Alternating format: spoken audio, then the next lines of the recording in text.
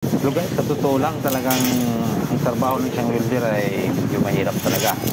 Pero minsan nakakatuwa rin kasi minsan tayo yung gumagawa ng magic. Diba? Wow!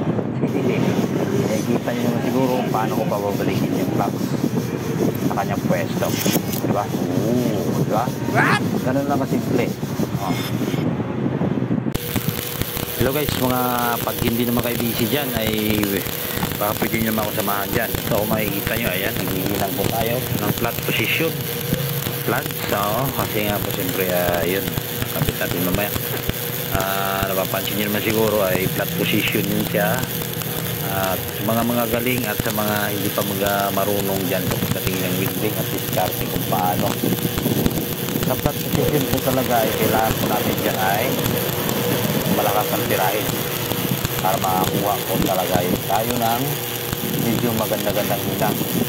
Kaya po siyempre kung kapag tayo sa tirahin dyan ay ano sa gawin yung ano mo yun yung tinatawag ilang yung tay-tay oo sa mga ano hindi ko alam tao kasi ako experience lang yun sa akin at hindi ko pinag-aaralan ng buhay ng welder.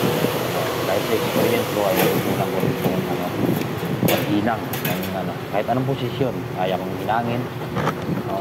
Siyempre ako naman talaga pag nagsawa ko sa pag-welding ako driver rin ako, drive ako ng mga tracking kahit anong biyahe sa meron minsan nag-company driver yan ang nagiging buhay ko. Pero ang pinaka-basic talaga na ito kong skill ay ito ang pag-welding. Kaya sa inyo dyan mga sumasama sa akin dyan thank you so much at sige patuloy nyo lang yung panonood at dito lang ako at panoorin nyo hanggang maaari kasi para makatulong kayo sa akin. Thank you for watching. Saglit nga pala mga guys ito samahan nyo muna ako saglit at tapusin nyo rin pala ang video na to para makikita nyo kung anong resulta sa ating paghihinang dyan sa flat position.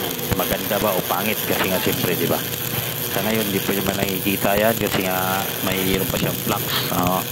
Kailangan pa natin tanggalin ang flux para makita mo kung ano ang quality, kung quality ba ang ating hinang diba. Pero para sa akin quality yan kasi nga po siguro ay tiwala na ako sa sarili ko. Kaya kung gusto nyo makita ayan panoorin nyo lang. Nandiyan po ang resulta dyan sa dulo kung ano talaga. At sa mga hindi pa nakakapanood sa mga welding yan panoorin nyo lang kasi talagang ngayon po ako nag-upload siguro ng mga ganitong hindi ko na matatandaan. At sige hanggang dito na lang, sana tapusin nyo ang video na to. Thank you for watching.